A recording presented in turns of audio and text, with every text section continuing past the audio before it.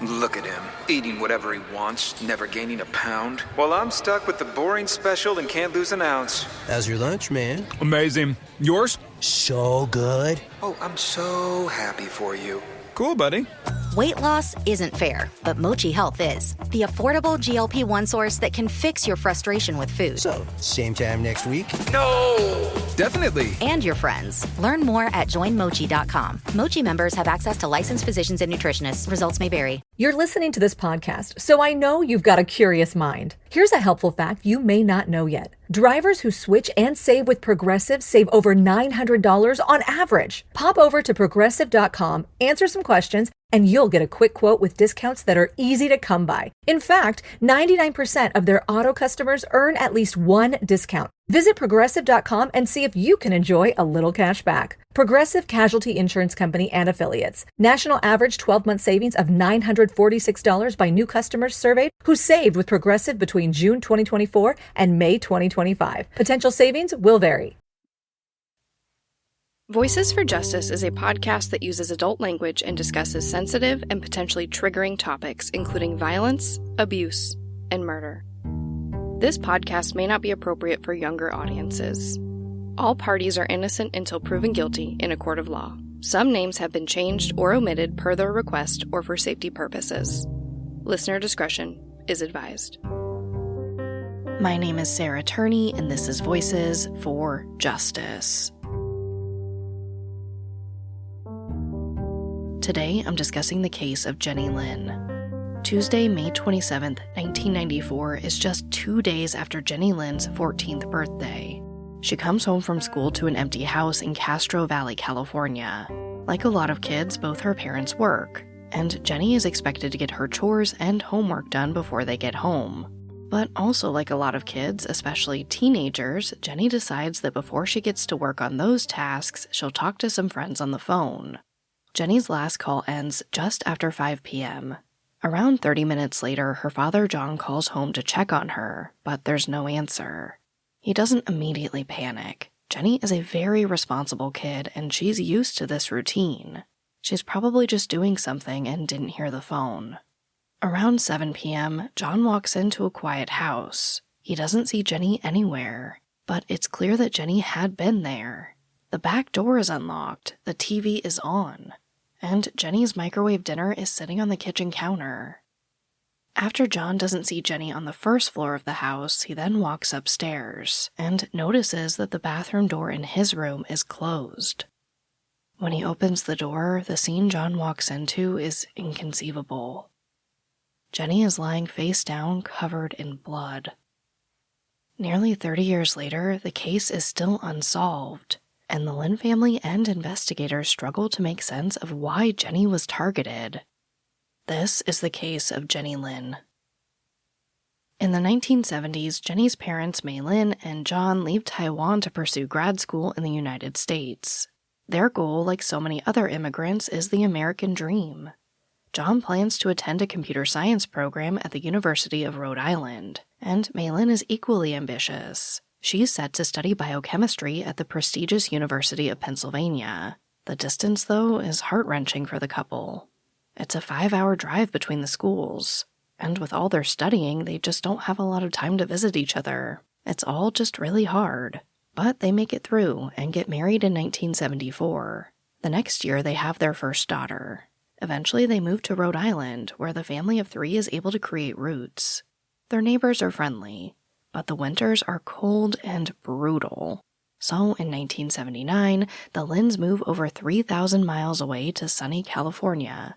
The Lins move to Castro Valley. It's a small town outside of San Francisco. It's close enough for Mei Lin and John to commute to work, and it's also a friendly place for families.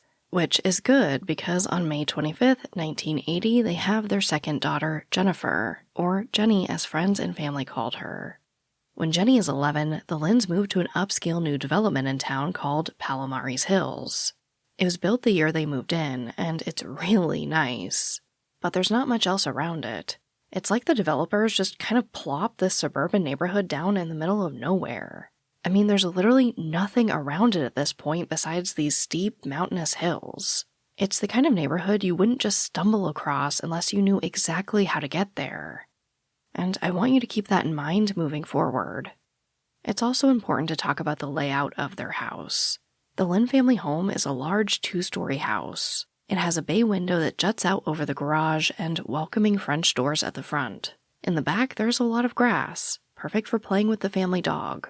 There's also a wooden patio with stairs leading up to the primary bedroom balcony. Inside, it feels like a classic suburban home. It also has the same layout as several other houses on the block. For the Lins, the neighborhood has everything they could ever need. It's orderly, full of young families, and feels safe. But the Lins do have one thing they want to fix about the neighborhood: the school bus stop.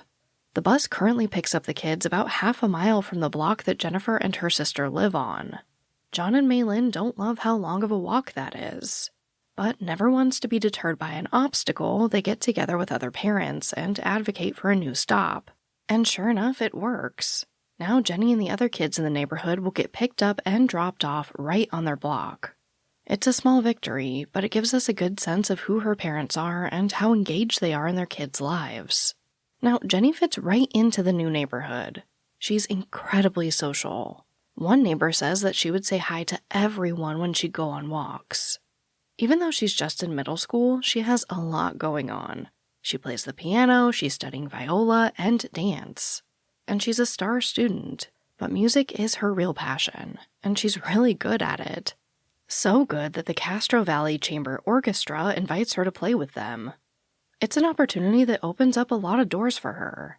In 1993, she travels to LA with the group, and the following year she joins them on a cruise to Mexico. And Jenny loves this part of the orchestra. She was born to be around people. And these trips are a great opportunity to socialize and see new places. In the lead up to both of these trips, her family says she talked about them so much that even her friends got tired of hearing about it. And this says something because Jenny has a lot of friends, who she's almost always on the phone with.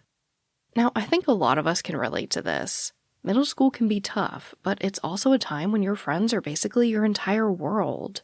You tell them everything. Between school and activities and just hanging out, you're with each other almost nonstop. I think it's worth noting that Jenny's older sister is away at college, living out of the family home at this point. So Jenny's basically an only child in the home, which means her parents have a lot of time to focus on her.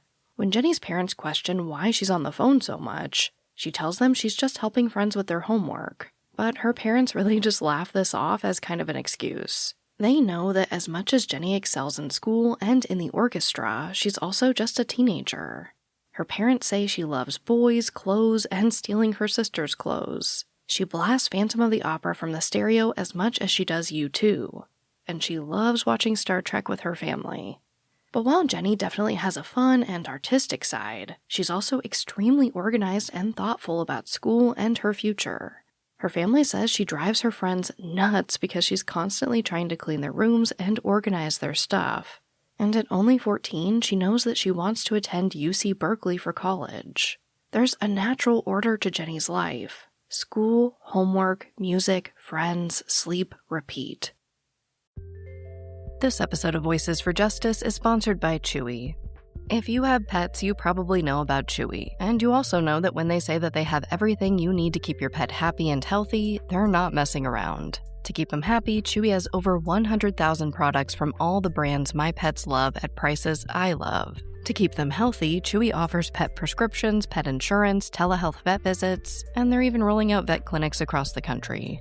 I've been shopping with them for a very long time. And in addition to the auto-ship feature that gets the dog's food to them every single month, I also love to experiment with different treats. But I'm a bit picky. For me, it has to be high quality with simple ingredients. I recently picked up treats from Shepherd Boy Farms that are 100% just chicken breast. Popcorn and Heber are already obsessed. Chewy has everything you need to keep your pet happy and healthy. And right now, you can save $20 on your first order and get free shipping by going to chewpanions.chewy.com/Sarah E. Turney. That's chewpanions.chewy.com/Sarah E. Turney to save $20 on your first order with free shipping. chewpanions.chewy.com/Sarah E. Turney. Minimum purchase required. New customers only. Terms and conditions apply. See site for complete details. This episode of Voices for Justice is brought to you by Quince. I've been trying to be more intentional about what I wear each day. I'm leaning into pieces that feel effortless, comfortable, and still put together. And Quince has been my go-to. The fabrics feel elevated, the fits are flattering, and everything just works without overthinking it. They use premium materials like 100% European linen, organic cotton, and ultra-soft denim. And the best part? Everything is priced 50 to 80% less than similar brands. They work directly with ethical factories and cut out the middlemen, so you're paying for quality and craftsmanship, not brand markup. I recently just ordered their tiered linen dress, of course in black. I wanted to pair it with one of my favorite pairs of brown wedges. The problem was, I didn't have a brown purse. So I got that from Quince too. It's one of my favorite outfits. It's easy, effortless, and feels amazing, especially as we're getting a little bit warmer here in Phoenix. Refresh your everyday with luxury you'll actually use. Head to quince.com/justice for free shipping on your order and 365-day returns. Now available in Canada too. That's QUINCE.com/justice for free shipping and 365-day returns. Quince.com/justice. On May 27, 1994, John brings Jenny to school at 7:45 a.m. As far as we know, it's just a typical school day. After getting off the bus at 2:45, Jenny walks home. That afternoon, she talks to two friends on the phone. She's on a call with one of them until 5:15 p.m. Then, about 15 minutes after that, her dad John calls the home phone to check on her. But Jenny doesn't pick up. About half an hour later, John leaves his office in San Francisco to catch the train back home. He arrives at the house at 6:45 p.m. When he goes inside, he sees that the sliding door to the backyard is unlocked. He goes outside to look for Jenny, but he doesn't find her there, just their family dog. As he walks around downstairs, there are signs that Jenny was home. A microwave dinner is still sitting on the kitchen counter. The TV is still on in the living room. But when he calls out for Jenny, there's no answer. So John makes his way to the second floor. He enters the primary bedroom and notices that something's off. The bathroom door is closed. The Lins always keep this door open unless it's being used. Plus, Jenny didn't usually use this bathroom. So this is really odd to him. And when he opens the door, it's the worst scene he could possibly imagine. Jenny is lying on the floor face down in a pool of blood. Jenny was found nude, and her arms and legs were bound with duct tape. When John rolls her over, it's clear to him that she'd been stabbed. He calls 911, and the operator tells him to do CPR, but it's no use. Jenny is already gone. When police arrive at the Lin household, John rushes to let them in. Meanwhile, he gets a hold of his wife and tells her the devastating news. In an interview for the Deck podcast, May Lin describes this moment, saying her mind just goes blank when she hears what happened. She runs down the stairs of her fourth-floor office and gets into the car. The thought of never seeing her daughter again is nagging in her head. She keeps thinking about how irreversible this is. When May Lin finally gets home, John runs outside to embrace her. He doesn't realize it then, but he won't be allowed back into the house for at least a day. Police soon tape off the entire home and declare it a crime scene. Now, the police are swift and meticulous in their search of the Lin house. Outside, they see footsteps that look like men's work boots, though they were never able to get a complete print.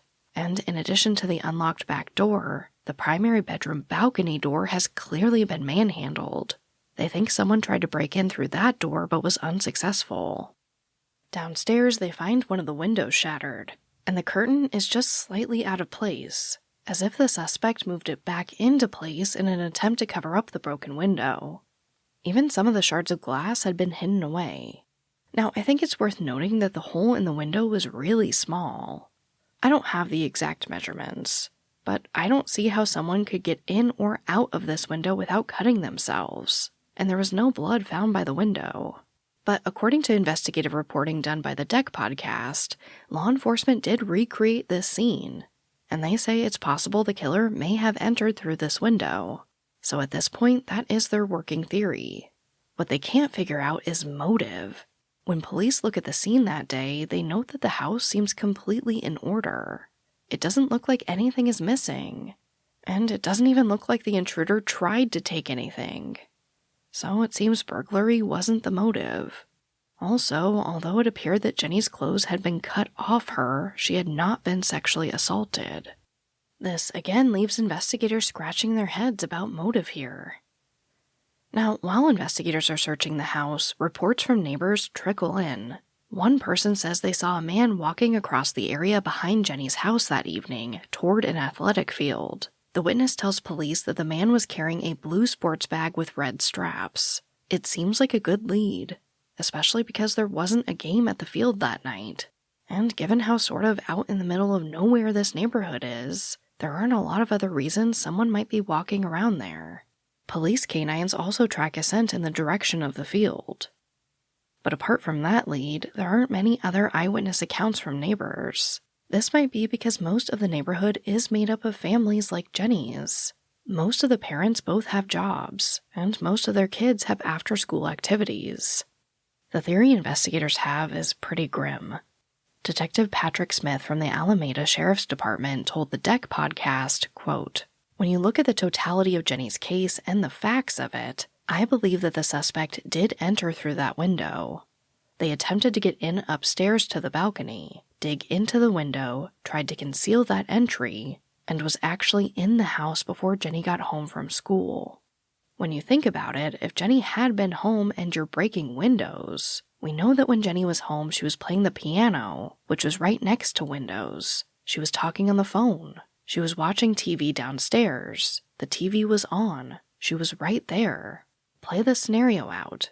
If she was home and that happened, if for some reason the suspect was so quick that he's able to get there before she could get out, I don't believe you would have seen the cover-up of the window. It just doesn't make any logical sense to believe that that happened, that the entry was made while she was home." End quote.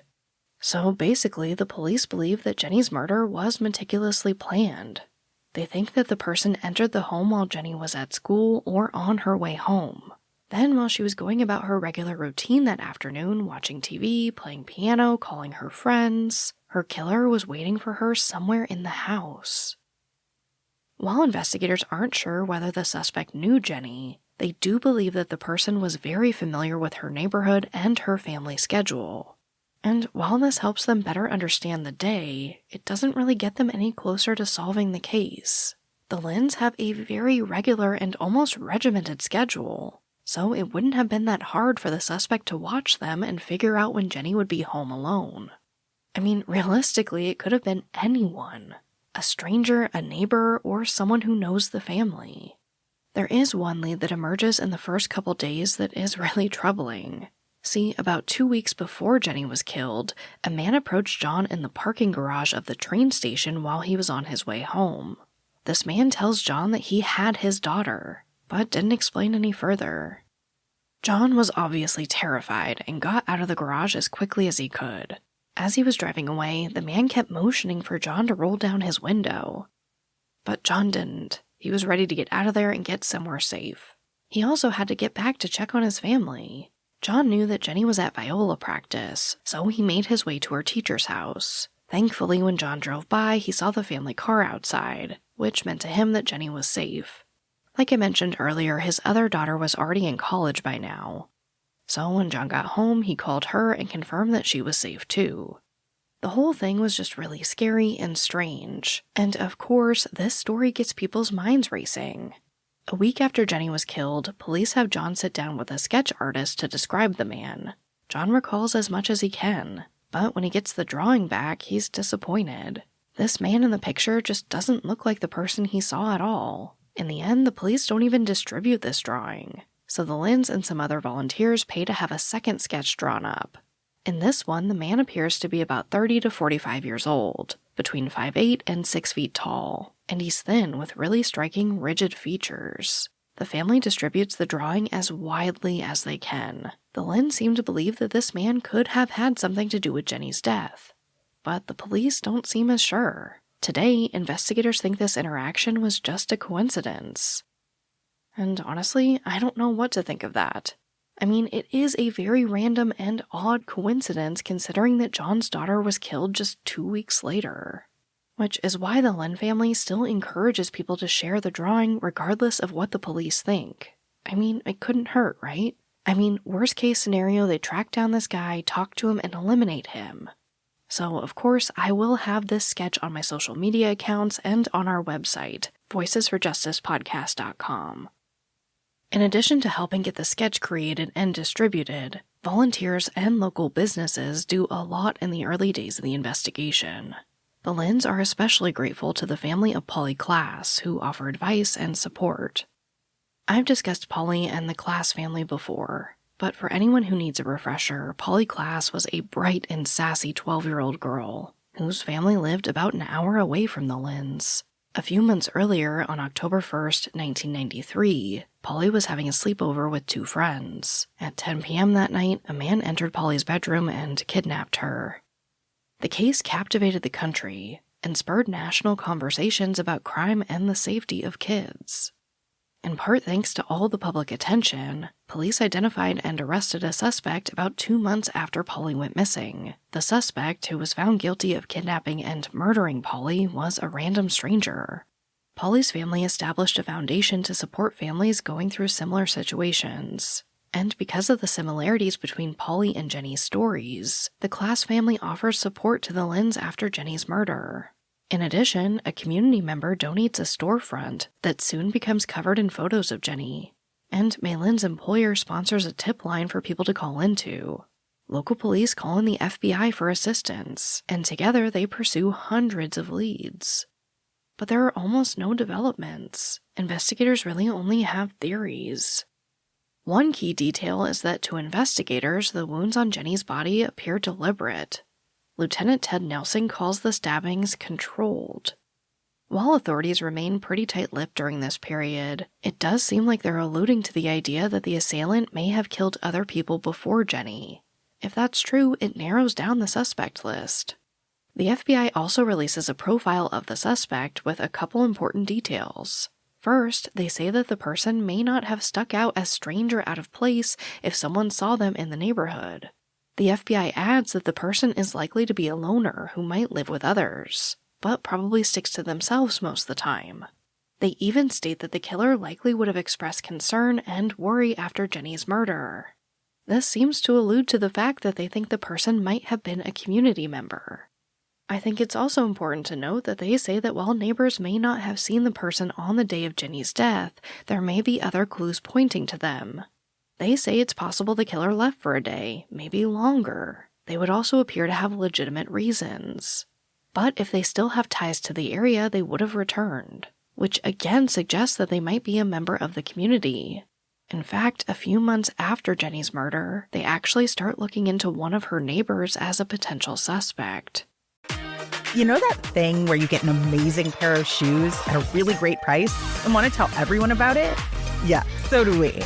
Here at Designer Shoe Warehouse, we'll give you something to brag about, like the latest styles from brands you love, or the trends everyone's obsessing over, or shoes that make you feel like, well, you. So go ahead, show off a little. Find shoes that get you at prices that get your budget. Head to your DSW store or DSW.com today. DSW, let us surprise you. Ryan Reynolds here from Mint Mobile. I don't know if you knew this, but anyone can get the same premium wireless for $15 a month plan that I've been enjoying. It's not just for celebrities. So do like I did and have one of your assistants switch you to Mint Mobile today. I'm told it's super easy to do at mintmobile.com/switch. Upfront payment of $45 for 3-month plan, equivalent to $15 per month required. Intro rate first 3 months only, then full price plan options available. Taxes and fees extra. See full terms at mintmobile.com. In August 1994, a 22-year-old male, who I'm going to call Joe for privacy reasons, piqued investigators' interest. Joe is the son of a couple who lives in the neighborhood. When detectives reach out to Joe's parents, they say they can't be much help. His parents were out of town when Jenny was murdered. Detectives then question Joe, and he says he was hanging out all day at home until he went to pick up his girlfriend at work. Now, none of this is really incriminating, so they cool their investigation on Joe for a little bit. But in September, they interview him again, and this time his whole story has changed.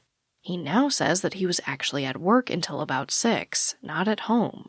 But this is easily disproven because his employer told police that he was not at work that day. Investigators asked Joe to sit down for a polygraph test, which he agrees to. But before he goes for the polygraph, police have him do another exam. They ask Joe to rip some duct tape in front of them. Now, remember, when Jenny was found, her lens had been bound with duct tape. So they're trying to figure out if the way he rips duct tape matches the killer's approach. But after this, Joe changes his mind about the polygraph test and declines to take it. There's really nothing police can do to force someone to sit down for a polygraph, especially someone who has not been charged with a crime. So they just have to let him go. But the duct tape test was completed, and when the results come back, it shows that the rips don't match those of the killer. Now, it's not like this definitively proves anything one way or the other, but it does suggest that Joe may not have been involved in the crime. Now, eventually, Joe does agree to do this polygraph test, and at least one of his answers indicates deception. But I can't find any more details on which questions he failed. Also, we know that polygraphs are basically junk science, but I thought it was worth mentioning that Joe did eventually agree to and take the test. Joe also allows police to search his car. They look for fibers matching those found on the duct tape, but they come up short. Without any evidence pointing to Joe, they stop pursuing the lead. Over the next couple years, investigators look at a slew of other potential suspects. But what they don't tell the public is that they keep coming back to one man in particular, Sebastian Shaw. In 2006, on what would have been Jenny's 26th birthday, the Alameda Sheriff's Department finally announces publicly that they've identified Shaw as a suspect. By then, Shaw is serving 3 life sentences without the possibility of parole for the murders of 3 Oregon residents. These were strangers to Shaw at the time of their deaths, and were killed in a similar way as Jenny. Shaw was arrested in August 1994, just 3 months after Jenny was murdered. He was found sleeping in a stolen car. In his car, they find books about topics ranging from body chemistry and first aid to porn. They also find handcuffs, a knife, surgical gloves, a claw hammer, combat boots, a blue bag, and duct tape that matched the brand used to bind Jenny during the attack. He apparently stole the car by breaking a window and taking it from a garage about 11 miles from the Lin's house. Then, while in prison, he told his cellmate that he killed about 10 to 12 other people besides the murders he was arrested for. The cellmate says that Shaw explained how he typically murdered these people, and the details line up very closely with what we know about Jenny's case. Now, police didn't specify exactly what details matched with Jenny's case, so it's hard to say. The Alameda County Sheriff's Department had been looking at Shaw from the early days of Jenny's case, but they kept it quiet for years while they investigated. Now, there are a lot of different reasons why police might hold off on officially naming or arresting a suspect, but in this case, it seems like they didn't want to interfere with the ongoing trial against Shaw. While they've been looking at Shaw for a long time, it wasn't actually until 2005 or 2006 that they began considering him as the primary suspect. I'm not sure exactly what changed, but whatever came to light during that period was enough for authorities to name him as a suspect in Jenny's case. The May 2006 announcement leaves May Lin hopeful. She says, quote, "Finally, after 12 years, there is some justice for Jenny," end quote. The sheriff's commander even tells the media, quote, "We put together a timeline, and we're confident that Shaw was in the Bay Area around the time of the homicide," end quote. After this announcement, Shaw agrees to speak with detectives for a formal sit-down interview, but when they arrive at the prison in Oregon, he changes his mind and refuses to talk. Understandably, this enrages John Lin. Even though Shaw had only been named as a suspect, John feels confident that he was the murderer. So John decides that if police can't talk to Shaw, he will. In a letter, John writes, quote, "For the past 14 years, or more than 5,000 days, I woke up every morning, and the first picture that came to my mind is my daughter's brutal death," end quote. Then he demands answers to his questions. Why did you target my daughter? And why did you have to kill her? Shaw responds. His tone is somewhat snarky, and in the letter he continues to claim his innocence. He actually invites John to Oregon and says that he'll sit down and have a conversation with him while he's hooked up to a polygraph test. Shaw even says that he'll add John Lin to his call list if John will just give him his number. John's not comfortable with this proposal, though. He has no interest in meeting Shaw face-to-face or having a phone conversation with him. But John does write to Shaw again and asks him more questions about Jenny's murder. After a lot of back and forth, the conversation ends with no resolution. John is understandably outraged by Shaw's callous attitude in the letters. Investigators don't get much further on the lead either. And eventually, it seems like the sheriff's department stops pursuing Shaw as a suspect, though it's unclear why. Like a lot of families in true crime, Jenny's family turned their grief into advocacy. Over the years, Jenny's family has found ways to honor her legacy. They established the Jenny Lin Foundation, which supports families like theirs, while also sharing Jenny's passion for orchestra with others. Every year, they host a completely free 6-week Jenny Lin summer music camp. It's a beautiful tribute to Jenny's love of music and keeps her name in the community. In 2022, May Lin told CBS News, quote, "Jenny would feel like these young students, these young musicians accomplished her dream," end quote. Her and John's work through the Jenny Lin Foundation is truly incredible. In 2014, a former Alameda County supervisor unveils a memorial for Jenny. It's this huge statue in front of City Hall in the nearby town of Hayward. Jenny is shown alongside 2 other children whose lives were cut tragically short by violence. The base of the statue is white granite, and it has the names of 49 other local kids who have been killed since the 1990s. Jenny, cast in bronze, stands at the top of the base, with a wide-eyed grin and long, straight hair. It serves as a symbol that the community will always remember Jenny. What they did to your family, you're lucky to make it out alive. Streaming on Peacock. These men are going to come after me. Taking them out is my only chance. Put a bullet in her head. From the co-creator of Ozark. Looks like a family was running drugs. Execution-style killing is rare for the Keys. Any leads on who they might have been running for? The cartel killed my family. I'm gonna kill them. All of them. MIA. Streaming now. Only on Peacock. This episode is brought to you by Netflix's Remarkably Bright Creatures. What if a Pacific octopus held the key to a mystery that could heal your heart? Well, that's Tova's reality. An elderly widow working at an aquarium. Tova forms an unlikely friendship with the curmudgeonly Marcellus, whose remarkable intelligence leads her to a life-changing discovery. Remarkably Bright Creatures is now playing, only on Netflix.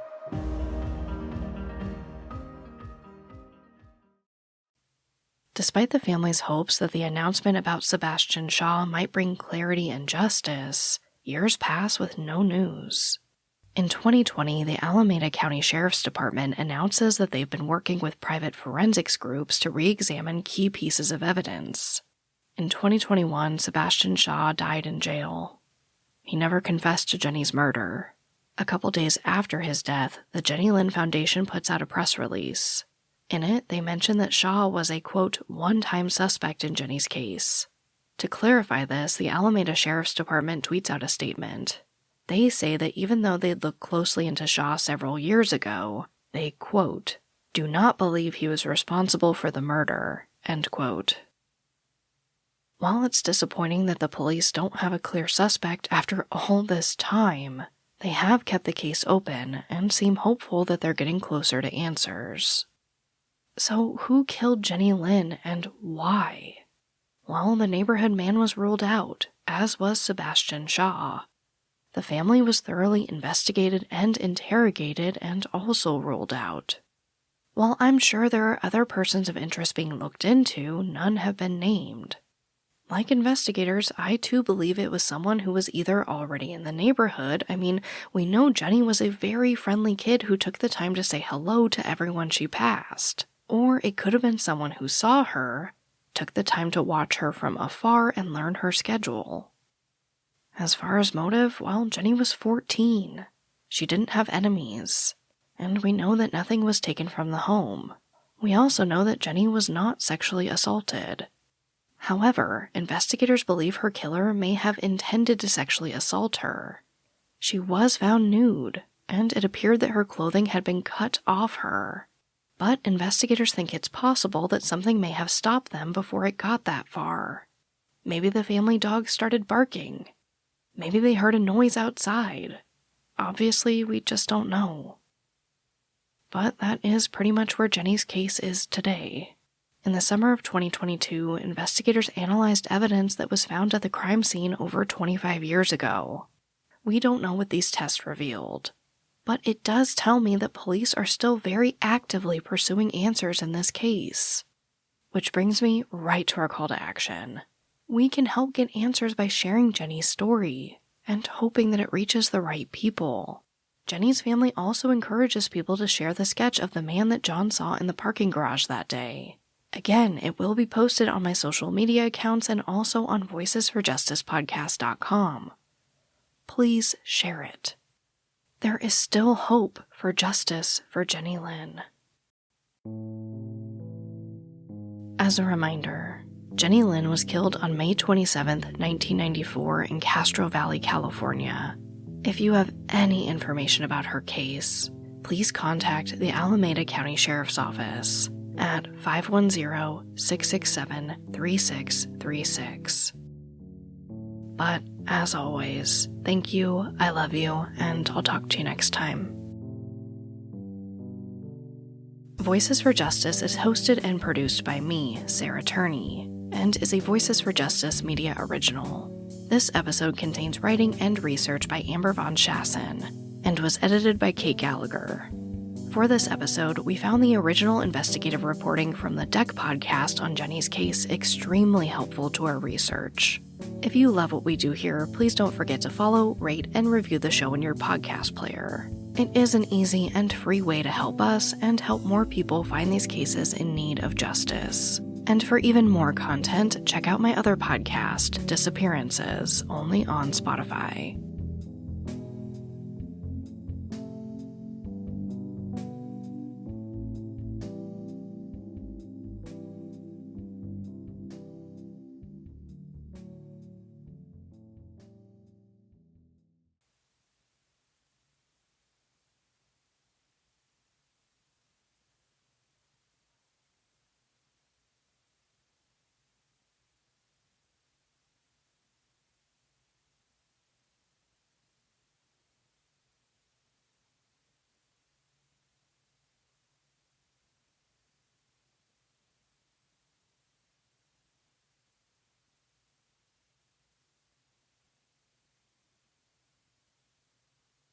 Welcome to the Secret After Show. I think the one thing I wanted to really talk about in this after segment here is the community of it all. This episode, this case, has so many community elements to it. It's kind of heartbreaking and heartwarming at the same time. I mean, you have the Polyclass family, or Polyclass's family, I should say, and the Polyclass Foundation helping out this family. Two families affected by true crime that want to go into advocacy, that did go into advocacy, that are continuing to help other people experiencing similar situations. Again, there's something really heartwarming about that and something really heartbreaking. I know, I'm trying not to cry, you guys. In true crime, it's really hard to trust people. As a family, I should say. I'm just speaking not as a content creator, as a family. It's really hard to trust people. It's hard to know who's good, who's bad, who really wants to help you, who's just in it for entertainment and money. If the police are telling you the truth, there's so much value in families connecting like that. You can bounce things off of each other and do what I like to call sanity checks. The police told me this. What do you think? What's your experience with that? The police say we can't do this type of testing. Do you have any information on that? How did flyers work for you? How do social media ads work for you? The community of it all is so, so important. So again, that was heartbreaking and heartwarming to see. And while I'm talking about community, I also really have to give another shout out to the Deck podcast. When I reached out to them and asked about their original reporting on Jenny's case, they said that they'd give me anything I need. There were no barriers, nothing like that. They just wanted to help. And on the family member side and content creator side, if I'm putting both these hats on at the same time, that's really, really freaking cool to see. I will tell you that not all creators are so generous with their research, with original reporting, with sharing things like police documents. Unfortunately, a lot of people just kind of covet those things in the community. They may not want to share them for different reasons. Of course, sometimes there's extremely valid reasons. You know, I've had to not share documents because families have asked me not to. They trust me with those documents. They don't trust the world with them, and that's completely understandable. But again, when the community can come together, the families, the creators, it helps so much. So again, huge shout out to the Deck podcast. I really do recommend. They have 2 episodes on Jenny's case. They actually have interviews with her family. It's really, really well done. I don't typically feature other podcasts on this podcast because I do think the beauty in creating a true crime podcast is all these different people kind of gathering the same information and telling it in different ways, highlighting different things that they think are important. Like, that's the beauty, is that not all these podcasts hopefully are the same, right? That's why we listen to the same case across 10 different podcasts. We want to hear everybody's take on it. We want to hear what they think is important. That being said, when a podcast does do original reporting like the Deck did in this case, or perhaps they gather original interviews from families, again like the Deck did, that's usually when I'll go to that content creator or, just reference their content, give them a shout out. Of course, put them in my sources. Like this, again, you guys, is the community of it all. And I don't think I have a huge statement to make behind that. They're just kind of observations about this episode. Community just seemed like a really big theme throughout, and I wanted to kind of talk it out with you guys because this is my time to be extremely long-winded and, in my opinion, kind of annoying with you. The only other thing I really had to add here was I learned something new in this case, and that was the ripping duct tape. I was like, excuse me? So if you don't remember, which I don't know why you wouldn't, I have a memory like a goldfish. So if you don't remember, in this episode, we talk about how the police had, their potential person of interest, suspect, whatever, had them rip duct tape to see if it was similar to the way that the killer ripped duct tape. And I was like, whoa. Now, I know I don't cover a lot of murders on here. I do Unsolved. It's a lot of missing people, but as I continue to do more murder cases and see this kind of stuff, it's pretty cool to learn about these different methods that I'd never think of. I mean, something like ripping the duct tape is just, I don't know. I learned something new, and I hope that you did too. Like, I know that you can, check out the brands of the duct tape, and you can check out the fibers, of course. Like, all that seems pretty standard. But the ripping, I was like, okay, new avenue opened up. So now when I look at other cases going forward, I'm definitely going to wonder why these police departments, because we know they won't, you guys. We know they won't. But I'm gonna wonder why these police departments aren't doing this same test. And while we're here, I guess I have a third point that just came into my mind right now. I do want to give a shout out to this police department. Or the sheriff's office, I should say, excuse me. It really does seem like they did a lot for Jenny, and they're continuing to do a lot. At least that's what it appears. They cooperated with the Deck podcast. They're doing things like ripping this duct tape. I don't know. The family seems to be pretty happy with what the police have done so far. Of course, I don't think you're ever going to find an investigation where the family is 100% happy with what the police have done, especially in an unsolved case. I think you're only going to find that in a case where, let's say, there's a murder or somebody goes missing and then the police solve it right away. I think that's going to be best case scenario for a family to just speak and sing these praises about the police. But again, as far as I can tell, it seems like a pretty solid investigation compared to a lot of the other ones I feature here. So again, shout out. There was so much community in this episode. It seems like police really just cared. The family is extremely engaged. And again, I hope there's justice for Jenny Lin. It doesn't get much more horrible than this one, you guys. And I say this a lot, but even though it's been a long time, there's hope. There's so much hope, you guys. Yeah. I guess that's where I'll leave you. I did want to give a heads up that there's another court date coming up for Alyssa, and that's all I want to say. But it could affect things a lot. Yeah, I'm trying not to cry. I may need some time, you guys, and I'm trying my best to prevent that from happening, which is why you see all these names pop up, why I have an editor and a writer and multiple writers at this point. I'm really trying to get the help that I feel I need to continue this show while the trial happens, which is going to be really, really hard. I'm not going to lie to myself. I'm not going to lie to you. When this trial starts, I'm going to be in the courtroom most likely 4 days a week.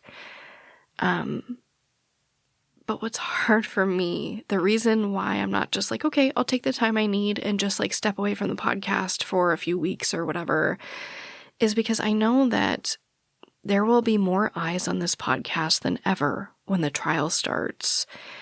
And I want these cases to get that attention. I don't want to just step away while potentially these unsolved cases I'm featuring will get more attention than maybe ever before in this podcast.